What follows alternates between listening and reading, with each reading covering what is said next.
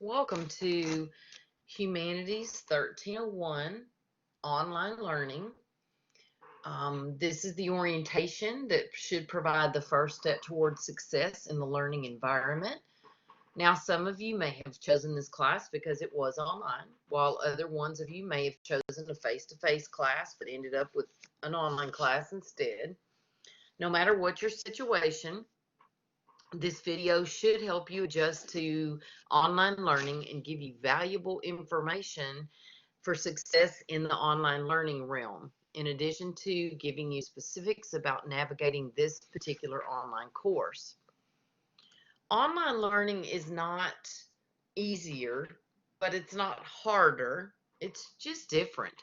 Any student can be successful in an online setting, but he or she has to be dedicated to putting in the work, organized enough to keep up with the material and due dates, and determined enough to keep showing up by logging in and taking part in the course, even when it's easier to run and hide.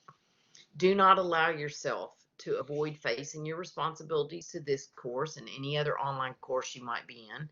It is easy to avoid logging in, but create a schedule, and I think that will help you stay on track. Success is possible in online learning, but much of that success is dependent on you. Each online class is different, so you have to learn the basics of each one and the expectations of the instructor. On this slide, you see that graphic of change, and transitioning to online learning the first time does require some change. On this slide, you also see some important information for transitioning to online learning. For example, you should follow the directives from your instructor to ensure you're approaching the course correctly. Each instructor sets up their course differently, depending on their own style and on their course content. So you need to follow the directions that your particular instruction in a particular course is given. Follow those directives. Set aside time every day to work on your online classes. Some of you may have been signed up for a Monday, Wednesday, Friday class or a Tuesday, Thursday class. So if that class is online now, make sure you work on that Monday, Wednesday, Friday class on Monday, Wednesday, Friday, your Tuesday, Thursday on Tuesday, Thursday. If the course you're in was online from the beginning, you can still take your courses and divide them up amongst the days, the Monday, Wednesday, Friday, or the Tuesday, Thursdays, to help spread your class work over the week instead of just expecting to get everything done for, say, 5 classes in 2 days. It's a good idea to create a calendar. It can be a planner type. It can be an electronic one that you use through your phone. It doesn't matter as long as you've got a way to write down or type in due dates for all your courses. That'll help you get organized. Again, don't avoid logging in. Keep organized. Meet your deadlines. Make sure you're communicating with all your instructors if you have a question or you need help with something, and do your part to be successful. And one motto that I've used throughout my life that's helped me through not only graduate school but also difficult times in my personal life is I remind myself that I can do anything for a short period of time. And each semester is really a short period of time. It's 16 weeks. And at the end of that, you have a nice break, and then you have an opportunity to come back and have a fresh start. There are definitely some advantages to online learning, especially in our current society. You can work at your own pace on some parts of a course. You can do coursework in your pajamas. You can schedule your classes around your work schedule or your family schedule or your responsibility schedule. So you have the flexibility. You can do homework at night or early in the morning, whatever seems to work best for you with the rest of your schedule or with your individual learning style. You can also save a lot of gas money if you don't have to drive to campus for class. And some of us have, a fairly good commute. I had a 30-minute commute, so I was spending an hour every day just in my car. That's just dead time that keeps me from getting something accomplished. So I'm also saving a lot on gas money, which is really nice. If ever you are sick, you can continue to take your class and you're not endangering others by coming to school sick. You're also not at risk of catching something from someone else if you don't have to come onto campus to take your classes. You're still connected with your teacher and your other classmates, but at a safe distance, and that's a nice advantage of online learning.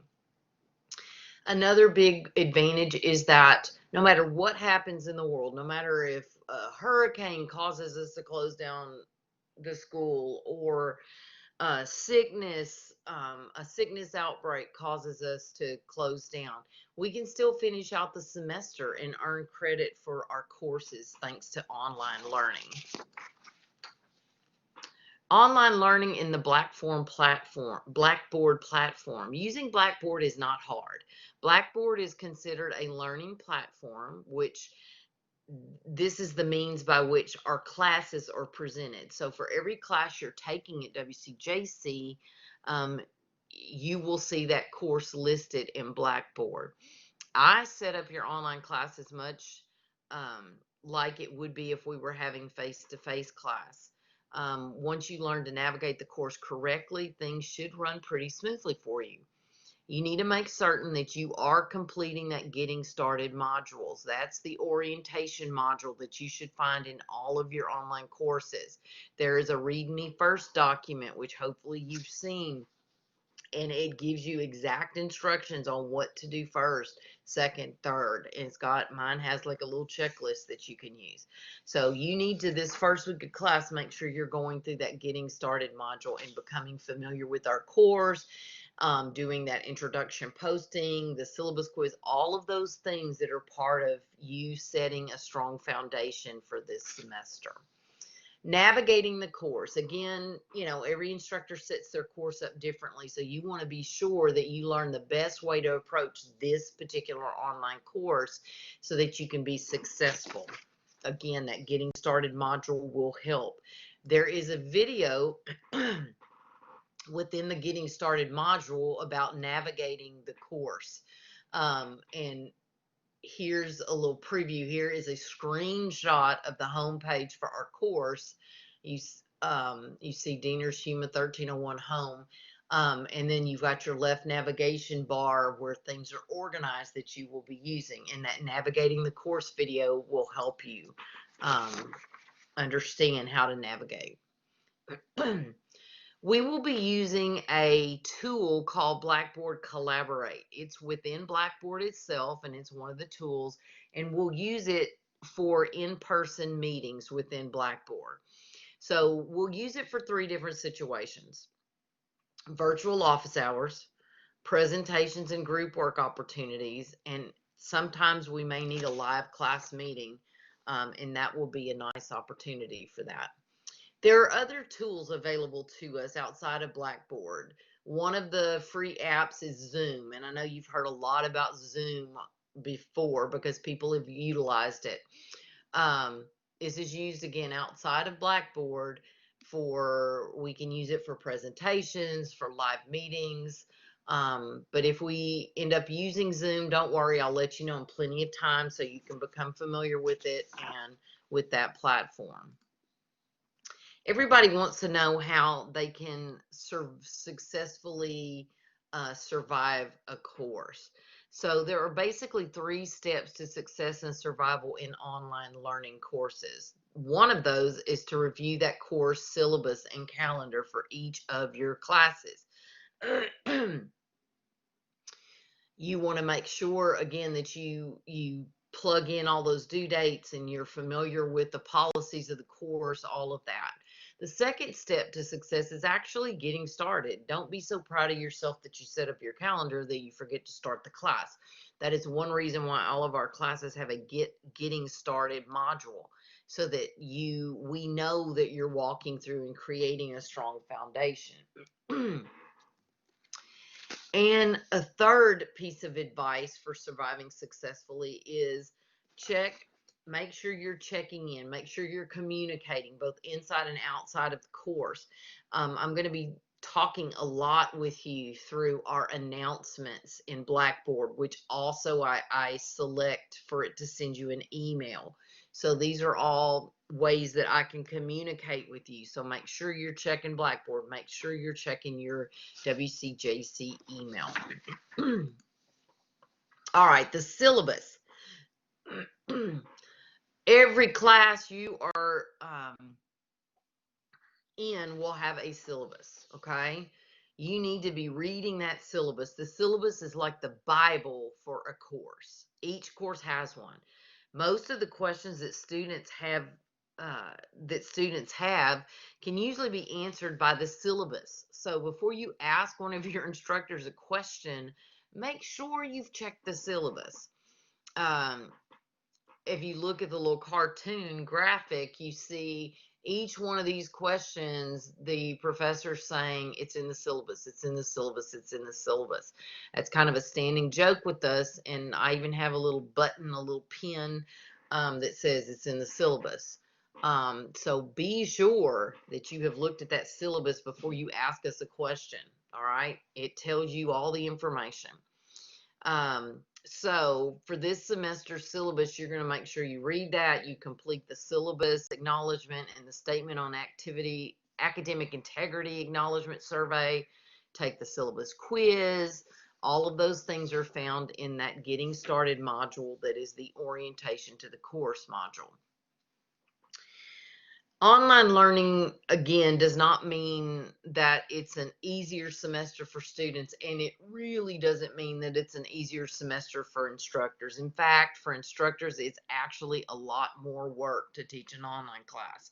There are a lot more instructions and videos and things that we have to create because we're not doing this in the classroom.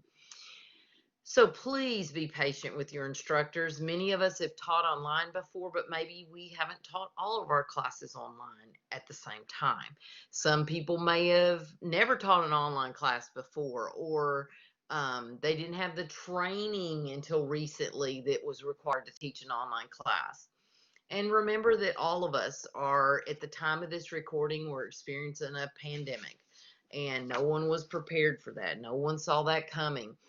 And we're all trying to juggle work and school and family responsibilities, and it's just what everybody calls a new normal.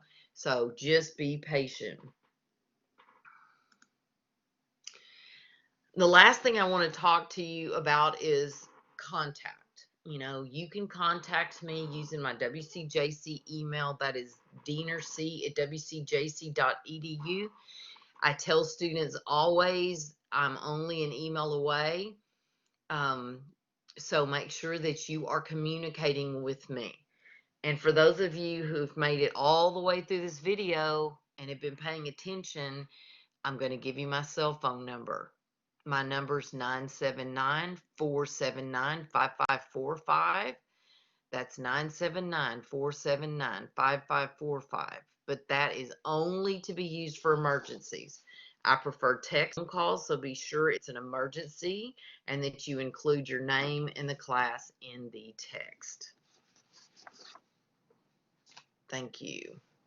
And this concludes our video on online learning.